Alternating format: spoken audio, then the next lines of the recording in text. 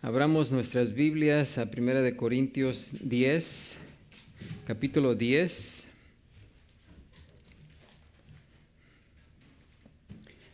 Vamos a estar en los versículos 23, capítulo 10, versículo 23, hasta el capítulo 11, versículo 1.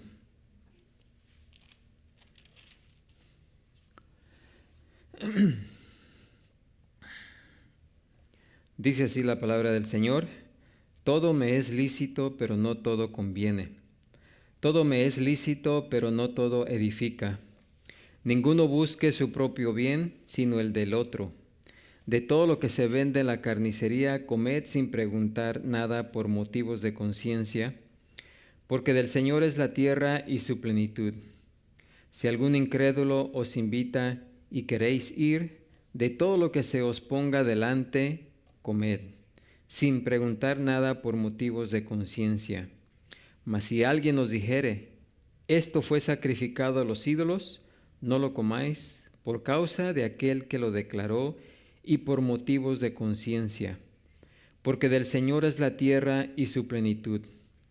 La conciencia, digo, no la tuya, sino la del otro. Pues ¿por qué se ha de juzgar mi libertad por la conciencia de otro?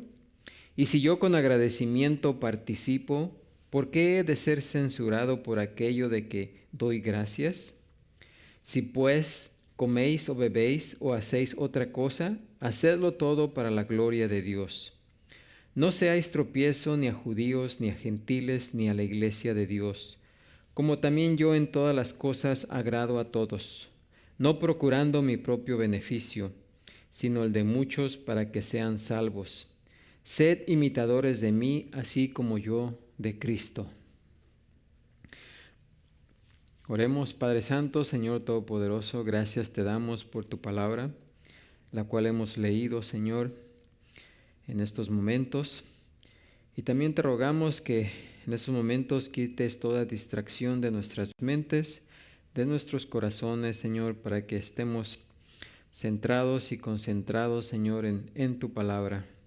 Ilumina nuestras mentes, Señor, para que podamos comprender, entender y sobre todo poner en práctica, Señor, tu palabra en nuestras vidas. Te pedimos esto y te damos las gracias. Amén, Señor. Amén. ¿Pueden ocupar su lugar?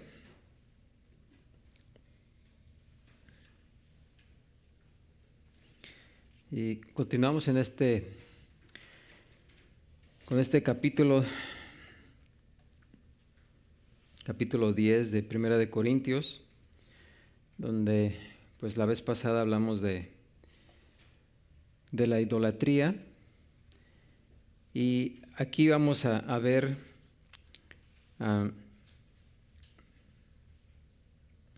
cómo debemos usar la libertad que el Señor nos ha dado, cómo podemos usar esa libertad para la gloria de Dios. Todavía estamos en la sección donde el apóstol Pablo está dando instrucción de qué hacer en aquellas, qué debemos de hacer cuando lo que vamos a hacer no está prohibido en la Escritura, ni tampoco nos dice que lo debemos de hacer. Como hemos estado viendo en estos capítulos de Primera de Corintios, hay cosas que el Señor declara claramente que no debemos de hacer, y otras cosas también nos declara lo que sí debemos de hacer.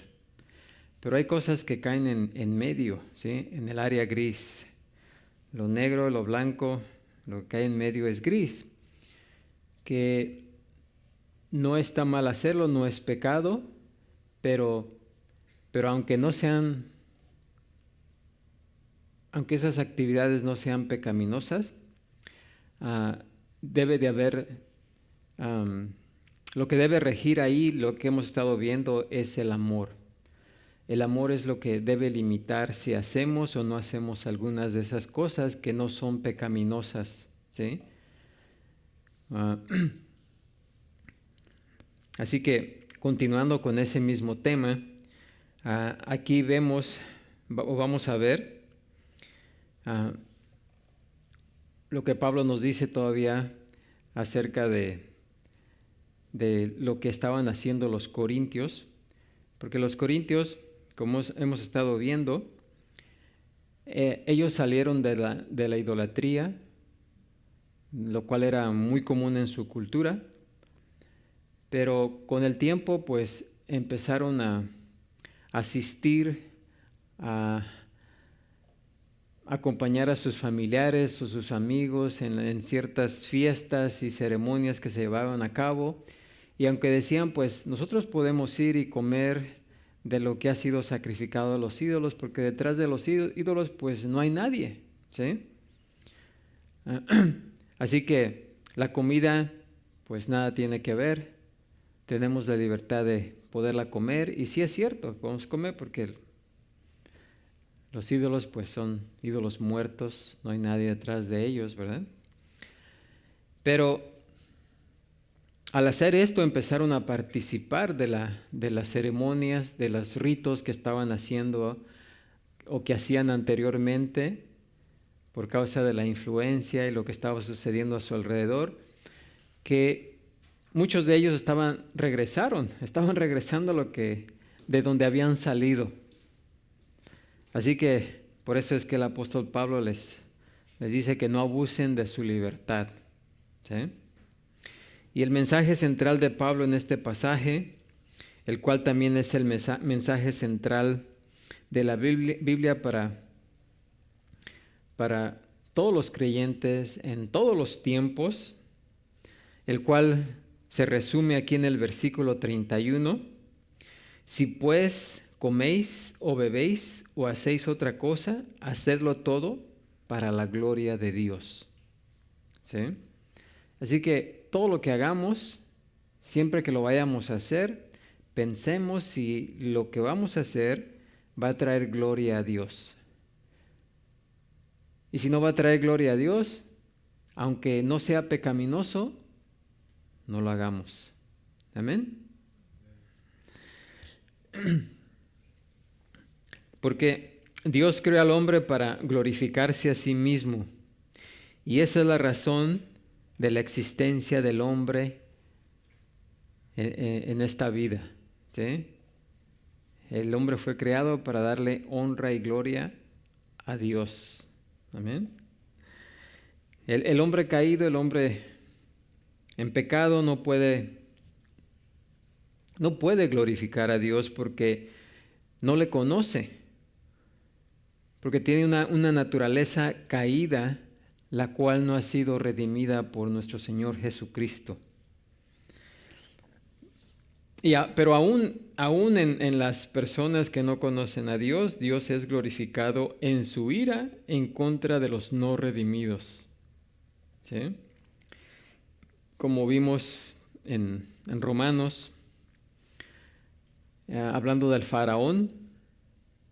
El faraón allá en Egipto, cuando el pueblo de Israel estaba esclavizado ahí, el faraón no buscó glorificar a Dios, ni tampoco podía.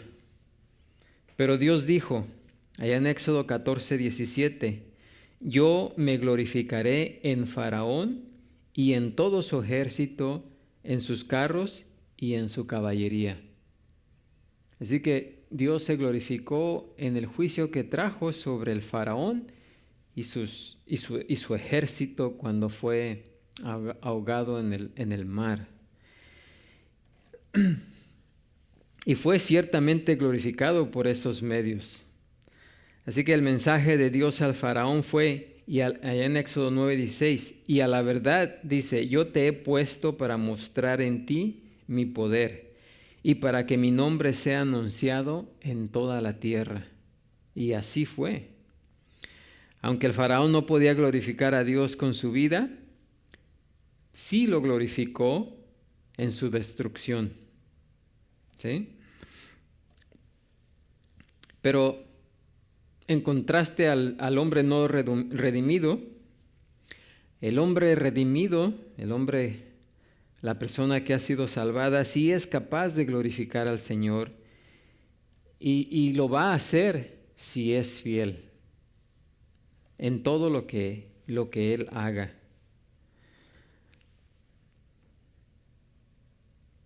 No sé si alguna vez tuvieron la oportunidad de leer un catecismo o se acuerdan de lo que dice el catecismo, donde pregunta cuál es el fin principal del hombre. Pues ya les dije, ¿no? El fin principal del hombre es glorificar a Dios para siempre. Amén. Así que el propósito más elevado de cualquier individuo es quedar totalmente absorto en la persona de Dios y contemplarlo todo en la vida por medio de ojos llenos de su maravilla y gloria. Esa debe ser y es la perspectiva del verdadero adorador, del que de verdad glorifica a Dios. Tal vez se preguntarán, ¿y qué significa la palabra gloria? Bueno, la palabra gloria significa aquello que es digno de alabanza o exaltación. La gloria de Dios así que eso es lo que significa gloria, todo aquello que es digno de alabanza o exaltación, perdón. La gloria de Dios tiene dos aspectos. Primero, es una gloria inherente o intrínseca. ¿Por qué? Porque Dios es el único ser en todo lo que existe que se puede decir que posee gloria inherente, o sea, gloria propia. Nadie le puede dar gloria a Dios porque ya le pertenece por completo en virtud de quien Él es. ¿Sí? Si nadie le diera alabanza jamás, Él todavía sería el Dios glorioso que es, porque Él era completamente glorioso antes de que creara otros seres para que le adoraran. ¿Sí? Así que él tiene gloria intrínseca, gloria propia. Aunque nosotros o algún ser humano o alguna criatura que Él ha creado no le dé gloria, Él tiene su propia gloria. Amén. Y el segundo aspecto de la gloria de Dios es la gloria atribuida. O sea, la gloria, dice el Salmo 29, 1 y 2, tributad a Jehová, oh hijos de los poderosos, dice el salmista, dad a Jehová la gloria y el poder. Dad a Jehová la gloria debida a su nombre. Adorad a Jehová en la hermosura de la santidad. Y no es que nosotros le demos la gloria porque, como dije anteriormente, ya la gloria es de Él, ¿sí? Y obviamente pues no podemos dar gloria a Dios en el sentido de que le añadamos algo a su gloria. De la misma forma no podemos añadir nada a su fortaleza, ¿sí? Aquí solamente el salmista está instándonos a que reconozcamos y aclamemos la gloria que Dios ya tiene, ¿sí? No es que nosotros le demos gloria, sino solamente reconozcamos la gloria que Él ya tiene. Las Escrituras nos dan a menudo muchas maneras prácticas de glorificar a Dios. Y la lista de esas prácticas podría incluir la confesión de pecados. La confesión de pecados trae gloria a Dios, como dice Josué 7:19. El confiar en Dios trae gloria a Dios. El llevar fruto para Él trae gloria a Dios, como dice Juan 15:8. Darle gracias a Dios trae gloria a Dios, como dice el Salmo 50:23. Cuando sufrimos por Cristo trae gloria a Dios, como nos dice 1 de Pedro 4, 14 al 16. Cuando estamos contentos, ¿sí?, trae gloria a Dios, como nos dice Filipenses 4, 10 al 20. Cuando oramos, nos dice Juan que también traemos gloria a Dios, allá en el capítulo 14, 13. Y cuando esparcimos su palabra, también trae gloria a Dios. Así que hay muchas maneras de reconocer y dar gloria a Dios. Así que todo lo que un creyente dice y hace debería ser, ¿para qué? Para la gloria de Dios. Así que en este pasaje, Pablo nos explica 3 cosas que los creyentes debemos de entender acerca de la libertad cristiana que tenemos. Y si es que queremos glorificar a Dios en todo lo que hacemos. Primeramente vamos a ver los principios básicos para usar la libertad cristiana. En segundo lugar, el propósito de la libertad cristiana. Y en tercer lugar, la pauta para usar la libertad cristiana. ¿Sí?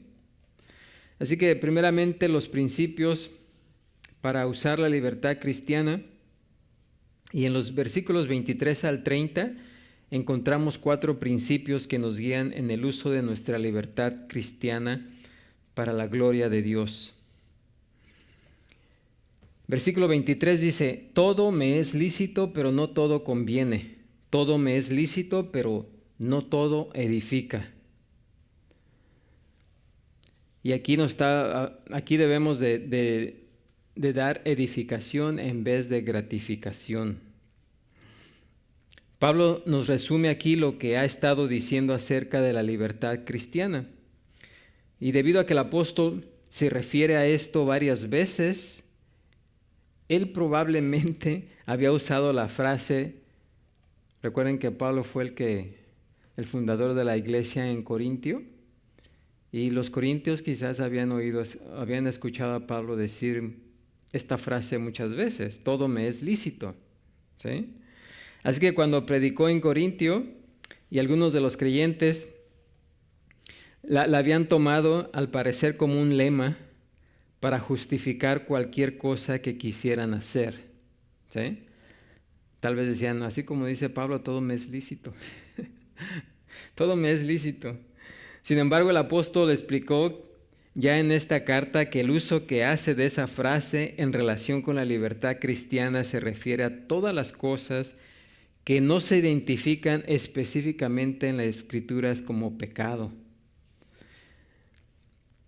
Y antes de su primera mención de esta frase, de todas las cosas me son lícitas, en el capítulo 6, 12, él dice específicamente que los injustos no heredarán el reino de Dios. Y siguió dando una lista extensa de los pecados que caracterizan a los injustos, ahí en el capítulo 6, del 9 al 10. Así que su uso de todo me es lícito se refiere siempre a las prácticas cuestionables, o sea, las áreas grises de la vida cristiana que no están específicamente prohibidas en la Biblia. El significado básico de la palabra edificar es el de, como cuando alguien edifica una casa, construir, ¿verdad? Una casa. Y por extensión el término se refiere a la edificación literal o figurativa de alguna cosa, ¿sí? Y se emplea en el Nuevo Testamento a menudo para describir el crecimiento espiritual o la edificación de los creyentes. O sea, todo aquello que pueda contribuir al crecimiento espiritual conviene, ¿sí? Todo aquello que pueda contribuir al crecimiento espiritual conviene, es beneficioso, es de ayuda, es provechoso o útil. Solo lo que conviene es capaz de edificar. ¿Sí? Así que esos 2 versos que encontramos en el presente del indicativo activo expresan básicamente la misma verdad. Y hay muchas maneras por medio de las cuales podemos ser edificados. Por ejemplo, por medio de las cuales también crecemos, como nos dice Pedro en 2 de Pedro 3:18, en la gracia y el conocimiento de nuestro Señor y Salvador Jesucristo. Pero hay 4 herramientas básicas que nos ayudan a crecer en Él. La primera de las herramientas que nos ayuda a crecer espiritualmente en Él, pues es ¿qué? Su palabra, ¿no? La palabra. En su consejo a los ancianos de Éfeso, el apóstol Pablo, aquellos que habían ido a Mileto para verlo por última vez, Pablo les dijo, allá en Hechos 20:32, y ahora, hermanos, os encomiendo a Dios y a la palabra de su gracia, ¿sí? Que tiene poder ¿para qué? Para sobreedificaros y daros herencia con todos los santificados, ¿sí? Aquí Pablo está utilizando y diciendo que es el instrumento para la edificación, es la palabra de Dios. Amén. Así que la palabra de Dios es el mejor instrumento para edificarnos, como nos dice Pablo en 2 de Timoteo 3:16 al 17, ¿verdad? La segunda herramienta que nos ayuda para ser edificados es la predicación y la enseñanza, ¿sí? Y más adelante en la carta, en su carta a los Corintios, en esta carta a los Corintios, Pablo les dice que más que estar tan preocupados por hablar en lenguas, deberían enfocarse ¿en qué? En profetizar o predicar, ¿sí? Dice en el capítulo 14, 3 y 4 de este libro, de esta carta, pues el que profetiza habla a los hombres para edificación, ¿sí? El que profetiza habla a los hombres para edificación, exhortación y consolación. El que habla en lengua extraña a sí mismo se edifica, pero el que profetiza edifica ¿qué? A la iglesia, al cuerpo de Cristo, o sea, a los hermanos. La tercera herramienta para nuestra edificación es el amor. Como nos dijo Pablo anteriormente, en esta misma carta, en el capítulo 8, versículo 1, dice que el conocimiento tiende a hacernos orgullosos y arrogantes, mientras que el amor, ¿qué? Edifica. Así que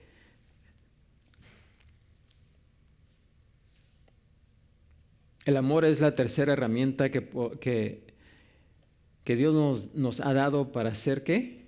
Edificados.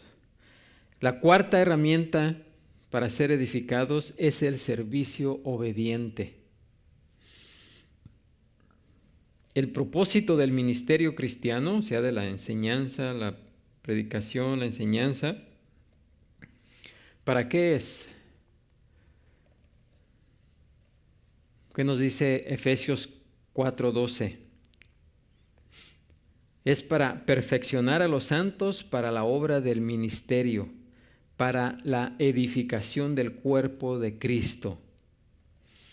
Así que desear nuestra edificación y beneficio espiritual y el de los otros es lo que distingue a un creyente maduro, ¿sí? O lo que distingue la madurez cristiana. Pablo les dijo a los ancianos en Éfeso que él no había rehuido enseñarles nada que fuese útil. O sea, Pablo les enseñaba toda la revelación de la palabra de Dios. Así que él mismo pidió a Timoteo que fuese fiel a las Escrituras, porque la Escritura es útil. Según de Timoteo 3:16 dice, toda la Escritura es inspirada por Dios y útil para enseñar, para redarguir, para corregir, para instruir en justicia. Y a los corintios les dijo, hágase todo para edificación. En el capítulo 14, 23, 26. Así que el propósito principal de Pablo al ministrar a los creyentes era promover su edificación, como nos dice en el capítulo 12, 19. Y el consejo a todos los creyentes es que todo lo que digamos sea para la necesaria edificación. Como dice en Efesios 4, 29, todo lo que digamos debe ser para la necesaria edificación a fin de dar gracia a los creyentes.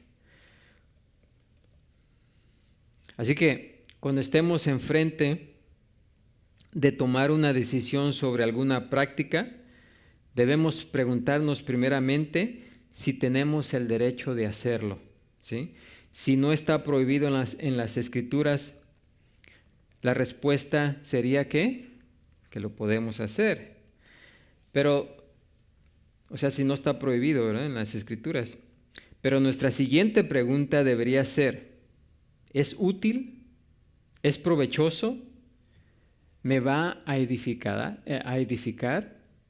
¿Va a edificar a otros? Y si es así, pues lo hago. Y si no, no lo hago. ¿Sí?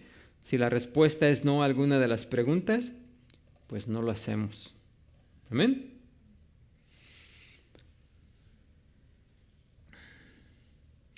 Así que tenemos que poner a otros antes que nosotros. Nos dice el versículo 24, ninguno busque su propio bien, sino el de ¿quién? El del otro. Así que el segundo principio para usar la libertad cristiana para la gloria de Dios es todavía más exigente. Aun si alguna cosa nos edifica, no debiéramos hacerlo si no es para el bien de otros. Así que nuestra preocupación primaria debería ser ¿el bien de quién? De los demás. Un principio que es completamente contrario a la naturaleza humana básica.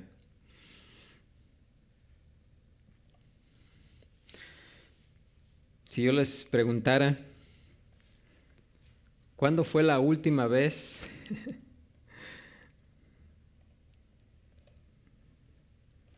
que no hicieron algo o hicieron algo por el beneficio de alguien más?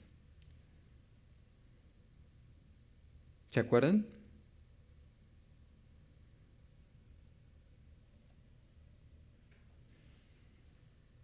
¿Se acuerdan de algo que hayan dejado de hacer por el beneficio de alguien o que hicieron por el beneficio de alguien? O sea, que pensaron más en alguien más que en ustedes mismos. Porque eso es lo que nos dice aquí Pablo.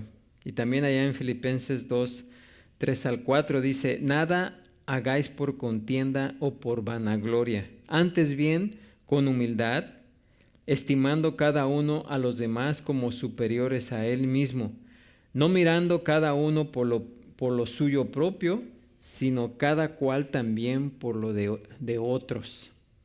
¿Sí? Por lo regular, como seres humanos, siempre hacemos las cosas por nuestra propia conveniencia. ¿Sí? Si nos ponemos a pensar cuándo fue la última vez que hicimos algo por el beneficio de alguien, o no hicimos algo por el beneficio de alguien, tenemos que realmente ponernos a pensar. Amén. Porque siempre hacemos las cosas para nuestro beneficio.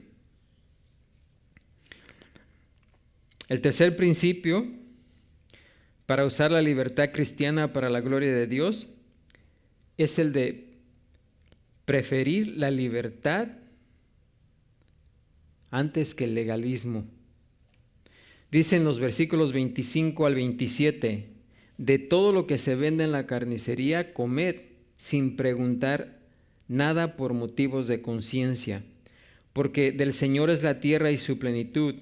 Si algún incrédulo os invita y queréis ir, de todo lo que se os ponga delante, comed sin preguntar nada por motivos de conciencia.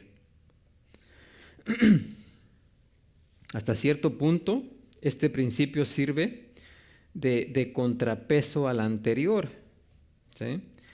El verdadero bienestar de los demás debe ser nuestra principal preocupación, pero sus normas, sí es lo que vimos anteriormente, pero sus normas no tienen por qué regir todo lo que nosotros hagamos.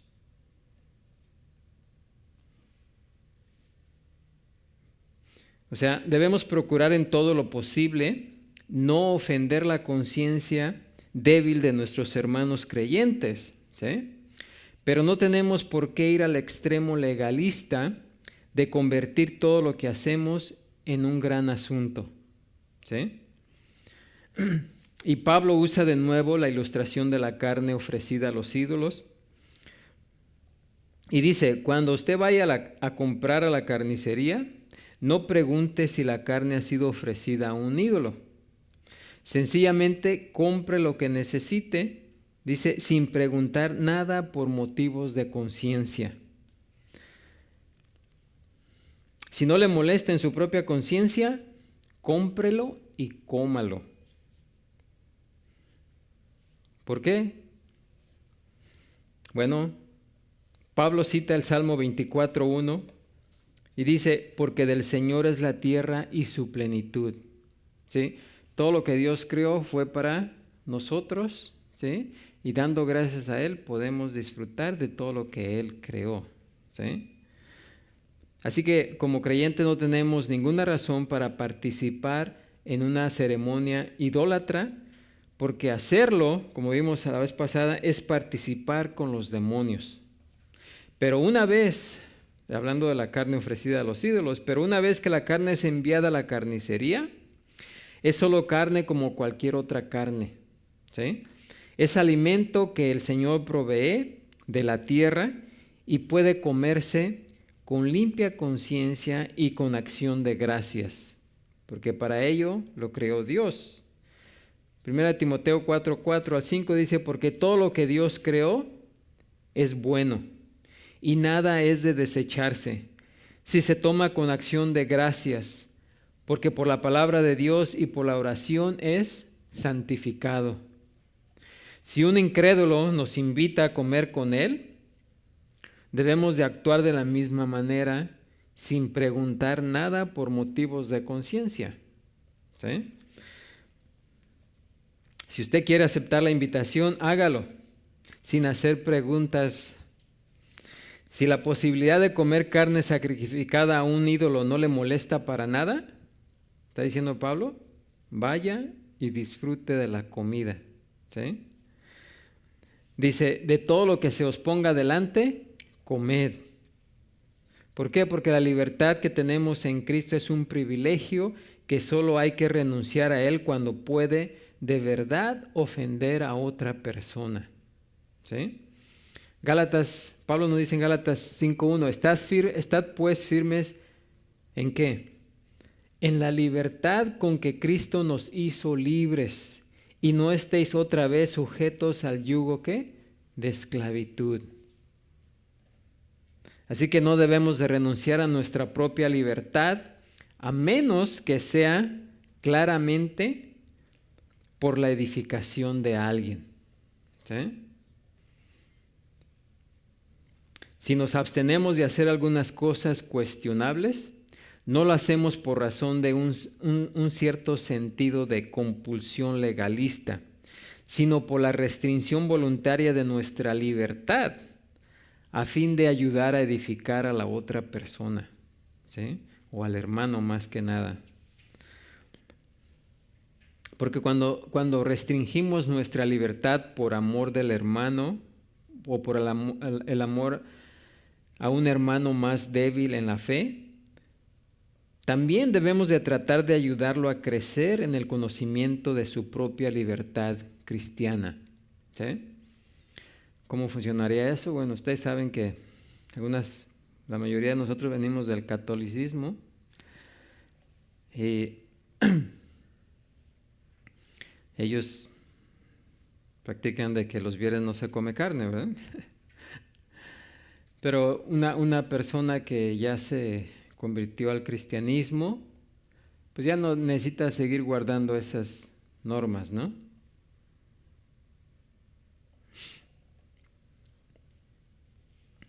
Pero si alguien nos invita, ¿sí? Alguna persona que todavía está en el catolicismo, me invita a mí, al hermano que acaba de salir del catolicismo, que todavía tiene en su mente esas tradiciones, y vamos a comer a la casa bueno, vamos a la casa de otro creyente, ¿no? Y nos sirve carne, y el que acaba de salir del catolicismo va a decir, oh, no puedo porque hoy es viernes, no puedo comer carne. ¿Qué haríamos?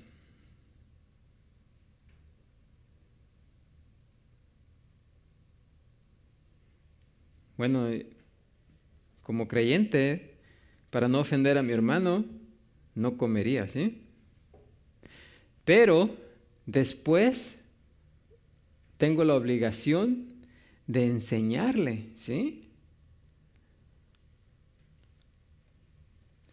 Porque también aquí nos dice Pablo que no debemos de restringir nuestra libertad por la conciencia de alguien, ¿sí?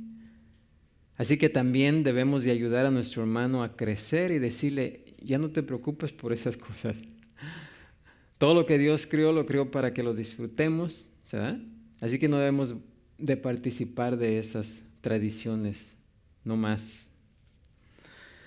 Así que debemos de ayudarlo a que su conciencia se haga más fuerte, con el fin de que llegue a disfrutar también él su plena libertad en Cristo y no viva limitado en el disfrute de sus privilegios, ¿sí? Para que pueda disfrutar de su libertad. Amén. Y el cuarto principio nos dice Pablo en los versículos 28 al 30, mas si alguien os dijere, esto fue sacrificado a los ídolos, no lo comáis por causa de aquel que lo declaró, y por motivos de conciencia, porque del Señor es la tierra y su plenitud. Aquí está lo que les acabo de explicar. Pues, ¿por qué se ha de juzgar mi libertad por la conciencia de otro? Y si yo con agradecimiento participo, ¿por qué he de ser censurado por aquello de que doy gracias? ¿Sí? Así que el cuarto principio es también ilustrado mediante una comida hipotética en la casa de un pagano. Dice, mas si alguien, o sea, mas si una persona, en este caso otro creyente, resulta que está también presente y nos dice, esto fue sacrificado a los ídolos. Entonces no lo comáis por causa de aquel que lo declaró, ¿sí? Así que no tenemos que ponernos a discutir ahí o a condenar a alguien o a insistir en nuestra propia libertad. Simplemente debemos en ese momento renunciar a nuestra libertad con el fin de que la conciencia de nuestro hermano no sea ¿qué? Ofendida. Ahora, Pablo aquí explica claramente que la dificultad no está en relación con nuestra propia conciencia, sino con la conciencia ¿de quién? Del otro. Nosotros vamos a modificar nuestras acciones por amor de otros, pero no tenemos que modificar nuestra conciencia, ¿sí? Si para nosotros nos parece bien comer eso que nos han puesto enfrente y no viola nuestra conciencia, adelante. Pero si alguien está con nosotros que piensa que lo que vamos a comer va a violar su conciencia, entonces no lo hagamos. Pero tampoco lo dejemos nomás así. Hay que instruirlo. Amén. En este caso es mejor ofender al anfitrión por no comer la carne ofrecida al ídolo que ofender al hermano débil comiéndola. Si tenemos que elegir entre ofender a un creyente o a uno que no lo es, ¿a cuál deberíamos escoger? ¿A cuál deberíamos escoger no ofender? ¿Al no creyente o al creyente? Al creyente, ¿verdad? ¿Por qué? Porque el beneficio y la edificación de nuestro hermano en Cristo es de mayor importancia. No solo eso, sino que nuestro testimonio quedará más dañado si discutimos con el hermano y lo condenamos que si permanecemos a su lado en amor, si lo apoyamos en amor. El incrédulo se sentirá inclinado más a respetarnos si mostramos esa preocupación amorosa por nuestro hermano, ¿sí? Pero Pablo dice que nuestra propia libertad no debe ser juzgada por la conciencia de otro.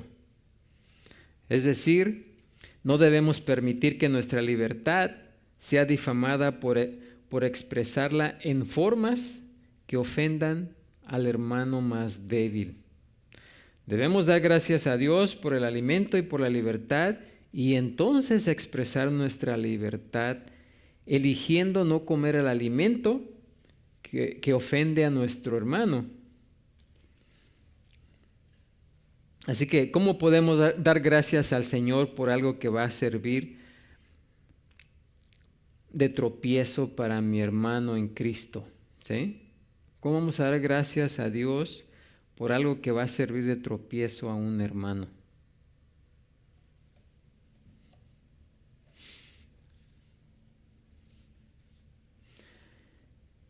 Así que ahí están los 4 principios.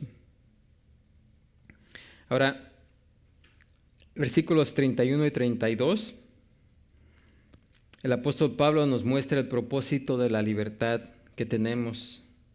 Dice, si pues coméis o bebéis o hacéis otra cosa, hacedlo todo para la gloria de Dios.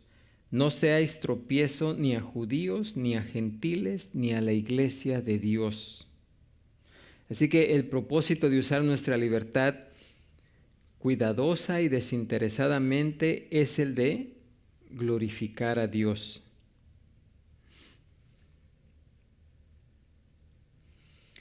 Ahora, aunque la idea de comer y beber aparecen en el contexto de las cosas ofrecidas a los ídolos, pero no está solamente limitado a eso.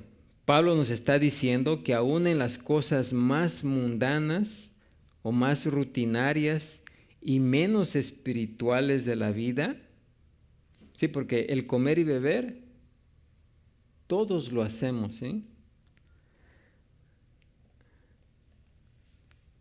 Lo cual quiere decir que aún en esas cosas procuremos darle la gloria ¿a qué? A Dios. Y si nos dice que en las cosas más rutinarias y mundanas de las que hacemos le debemos dar gloria a Dios, pues quiere decir que en todo lo demás también, ¿sí? ¿Por qué? Porque glorificar a Dios debe ser nuestro compromiso de toda la vida. Es más, es el propósito de toda nuestra vida. ¿Por qué? Porque nuestra vida le pertenece a Él. Él nos compró ¿con precio de qué? De sangre. Fuimos comprados por su sangre. Así que no solamente cuando comamos o bebamos, sino todo lo que hagáis, dice Pablo, hacedlo todo para la gloria de Dios. Así que o vivimos para honrar a Dios o vivimos para deshonrarlo. No seamos como el pueblo de Israel, el propio pueblo de Dios, que llegó a ser una deshonra tan grande para él, que Dios permitió que Israel fuera conquistado y desterrado por los asirios allá en el año 722 a.C., y que Babilonia hiciera lo mismo con Judá en el año 586 a.C., y esas conquistas contra el pueblo de Dios fueron causa de que el nombre de Dios sufriera mucha deshonra, porque en aquel entonces, fíjense, las naciones, yo creo que todavía, ¿verdad? Pero en aquel tiempo más, cuando un pueblo conquistaba a otro, decían, el Dios de ese pueblo no los pudo defender. ¿Sí? Así que cuando estos pueblos conquistaron al pueblo de Dios, fíjense qué gran deshonra le trajo a Dios, porque esos pueblos decían, el Dios de Israel no los pudo defender. ¿Sí? Pensaron que no era lo suficientemente fuerte como para salvar su propio pueblo. ¿Sí? Pero Dios prometió por medio de su profeta Ezequiel, a quien también, el cual también fue llevado y desterrado a Babilonia, que liberaría y recogería a su pueblo. ¿Sí? Pero el propósito de recogerlo y liberarlo, dice en Ezequiel 36, 23, dice, y santificaré mi grande nombre, ¿sí? Profanado, ¿sí? Entre las naciones, el cual profanasteis vosotros en medio de ellas. Y sabrán las naciones que yo soy Jehová, dice Jehová el Señor. ¿Sí? Así que por causa de su pecado, de su desobediencia, Dios permitió que el pueblo de Dios fuera conquistado, lo cual trajo gran deshonra a Jehová. Pero para mostrar su gloria a Dios, recogió a su pueblo, lo trajo a él otra vez. ¿Sí? ¿Por qué? Porque el principal propósito del ser humano es dar honra y gloria a Dios. La gloria de Dios es suprema, debe ser nuestra suprema preocupación, así como lo es para Él. Cuando pecamos, Dios es deshonrado, especialmente cuando su pueblo peca. ¿Sí? Debido a que Él nos ha honrado a nosotros de forma muy especial, dándonos su gracia al haber sido perdonados, nosotros lo deshonramos de forma especial cuando pecamos. ¿Sí?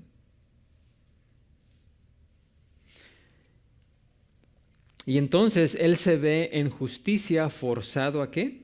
A castigarnos, así como permitió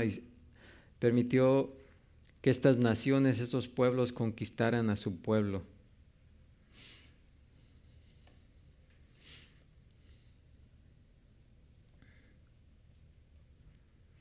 Pero de igual manera, Dios es especialmente honrado y glorificado cuando su pueblo es fiel y obediente, y cuando nosotros también somos fieles y obedientes. Porque así como nuestro pecado se refleja en contra de su honra, nuestra obediencia se va también a reflejar en su honor. ¿Sí? Cuando un niño es desobediente, malcriado, ¿a quién culpan? ¿Sí? ¿Quién es deshonrado ahí? Pues los padres. Dice, esos papás no saben educar a su hijo. ¿Sí? Pero cuando los hijos son bien obedientes, ¿a quién honran? A los padres, ¿sí? De la misma manera, cuando nosotros pecamos, Dios es deshonrado. Pero cuando obedecemos, somos obedientes, Dios es ¿qué? Glorificado. Amén. Así que por esa razón debemos de vivir de forma justa, amorosa y desinteresada, de manera que no seamos, dice Pablo aquí, no seamos tropiezo ni a judíos, ni a gentiles, ni a la iglesia de Dios. Y esos tres grupos de personas abarcan toda la humanidad, ¿sí? Toda la humanidad. Porque los que no son judíos son gentiles, y los que no son judíos ni gentiles, ¿verdad?, están en la iglesia de Dios. Amén.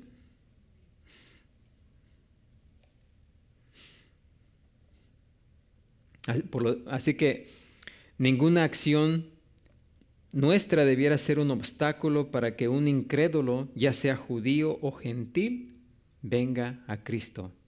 ¿Sí? Que no seamos nosotros los obstáculos, los que le impidamos a alguien venir a Cristo, o que hagamos tropezar a un hermano más débil en la fe.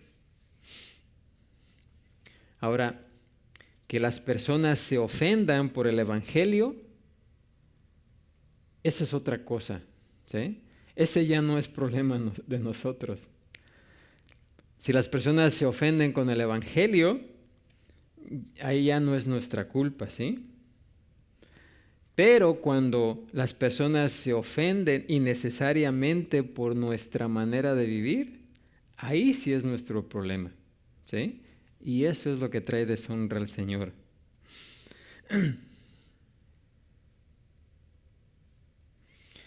Así que no seamos tropiezo, ¿sí? Y por último, versículos 33 al primer versículo del capítulo 11 dice: como también yo en todas las cosas agrado a todos, no procurando mi propio beneficio, sino el de muchos para que sean salvos, ¿sí? Sed imitadores de mí, así como yo de Cristo. Así que Pablo termina aquí este capítulo 10, extendiéndose al capítulo 11, con una sugerencia muy práctica para seguir los principios de la libertad cristiana.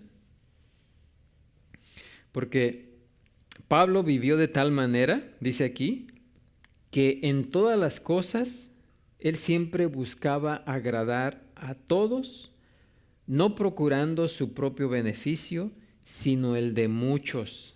¿Con qué propósito? ¿Sí? Para que sean, ¿qué? Salvos. Así que por esa razón Pablo podía decir a los corintios, sin temor a equivocarse, que siguieran, ¿qué? Su ejemplo. Porque él siempre se preocupaba por eso, ¿sí?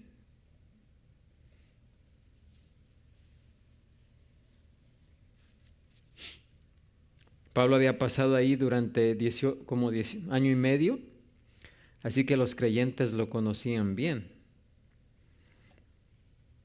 Y él les dijo allá en el capítulo 9, dice: bien recordáis cómo viví cuando estuve entre vosotros.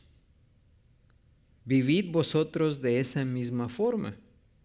La meta de Pablo, ¿verdad?, era llevar a las personas a la salvación, y estaba dispuesto a dejar a un lado cualquier cosa que pudiera impedir que una persona viniera a Cristo, ¿sí?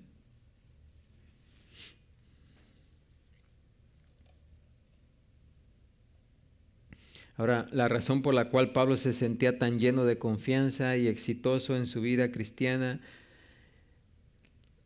en general y en particular, porque él utilizaba su libertad cristiana responsablemente.